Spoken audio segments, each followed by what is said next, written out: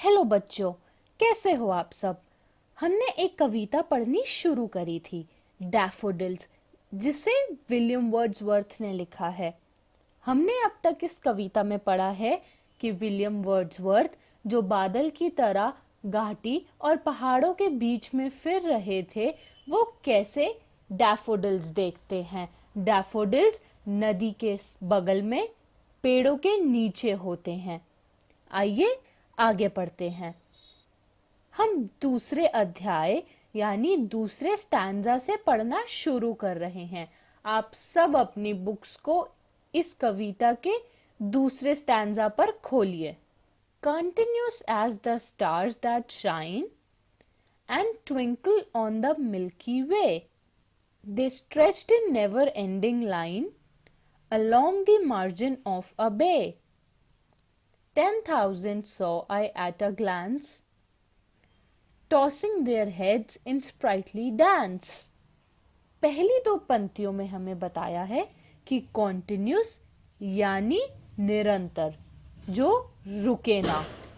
As the stars that shine यानी जो daffodils है वो निरंतर तरीके से सितारों की तरह चमक रहे थे। एंड ट्विंकल, ट्विंकल यानी टिमटिमाहट on the milky way. Milky way हमारी गैलेक्सी है जिसमें अर्थ है। वो मिल्की वे के पूरे रास्ते टिमटिमा रहे थे। इसमें भी आपको सिमिली दिखेगी। आप सब सिमिली ढूंढिए और बताइए आपको कहां दिखती है।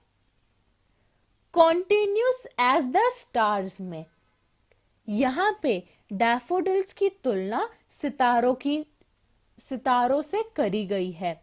सितारे पूरी मिल्की वे में टिमटिमाते हैं, वैसे ही डैफोडिल्स भी सितारों की तरह टिमटिमा रहे होते हैं। जैसे सितारे पूरे आसमान में बिछे हुए होते हैं, वैसे ही डैफोडिल्स भी घाटी और पहाड़ में बिछ जाते हैं। वो चमक रहे होते हैं क्योंकि वो गोल्डन कलर के होते हैं। और ट्विंकल यानी चमचमा रहे होते हैं। ये चमचमाहट कवि को हवा से, जैसे वो फिर रहे होते हैं वैसे ही दिखती है। यहाँ पे कवि ने डैफोडिल्स को सितारों से कंपेयर यानी डैफोडिल्स की तुलना सितारों से करी है।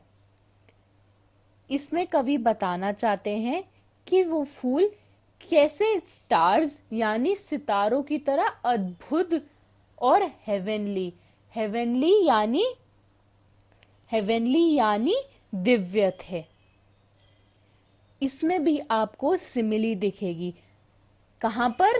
कॉन्टिन्यूस एज द स्टार्स में, क्योंकि डैफोडिल की तुलना सितारों से हुई है शब्द एज के द्वारा।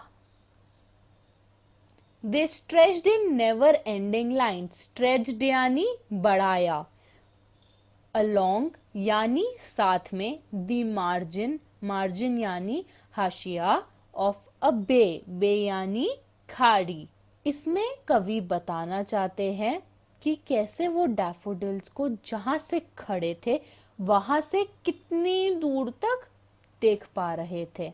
इसमें कवि यूज करते हैं यानी इस्तेमाल करते हैं नेवर एंडिंग लाइन, ये बताने के लिए कि वो जहां खड़े थे उन्हें वहां खड़े होकर कितनी दूर तक डैफोडिल्स दिख रहे थे। 10,000 I saw at a glance, tossing their heads in sprightly dance.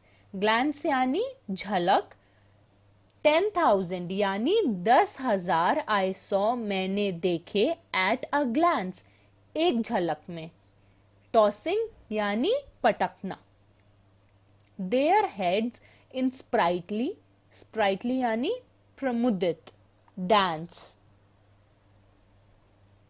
इसमें कवि बताना चाहते हैं कि कैसे डैफोडिल्स उन्होंने इतने सारे एक बारी में कभी भी नहीं देखे। इतने सारे डैफोडिल्स कैसे नाच रहे थे अपने सिर को हिलाते हुए। वो इस दृश्य को देखकर बहुत ही ज्यादा खुश हो जाते हैं। कवि इन दो पंक्तियों में बता रहे हैं कि वो कितने ज्यादा खुश हैं इतने सारे डैफोडिल्स को एक बारी में देखकर।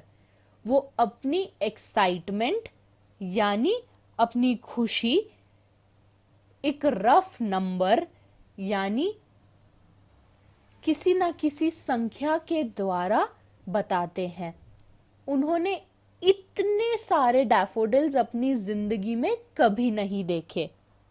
वो इन दो पंक्तियों में अपनी खुशी को बढ़ा चढ़ा के बताते हैं।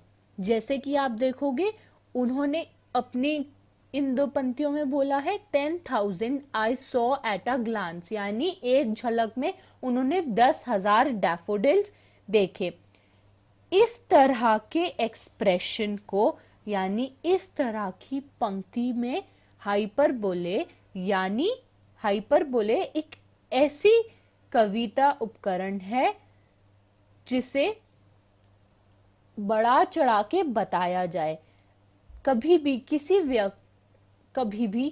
भी कविता में जब कवि किसी चीज को बहुत बढ़ा चढ़ा के बताए और ऐसी चीजें बताए जिन्हें लिटरली यानी ज्यादा गौर से ना लिया जाए, तब ऐसी पंक्तियों में हाइपरबोले लगता है। यानी 10,000 यानी 10,000 फूल कवि ने देखे हो या ना देखे हो, वो बस बढ़ा चढ़ा के अपनी खुशी बता रहे थे कि जैसे उन्होंने एक ही बारी में 10,000 फूल देख लिए। इसमें पहले तो सिमिली यूज हुई है, आप सब याद करिए कहां पर, continuous as the stars that shine में। यहां पे देखो कॉन्टिन्यूस एज द स्टार्स में सिमिली इस्तेमाल हुई है। कॉन्टिन्यूस यानी निरंतर, स्टार्स यानी सितारे। तो डैफोडिल्स और सितारों की तुलना करी गई है एस शब्द के द्वारा।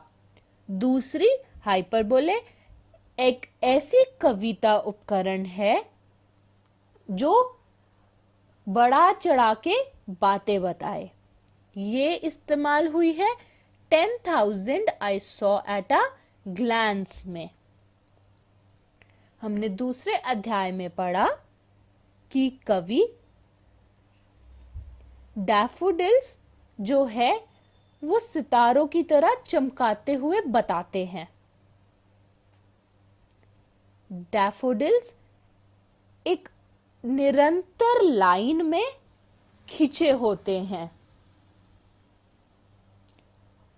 उन्होंने 10,000 डैफोडिल्स कभी भी एक साथ नहीं देखे होते हैं। आप सब इस दूसरे अध्याय को ध्यान से पढ़ना। पढ़ोगे ना? धन्यवाद।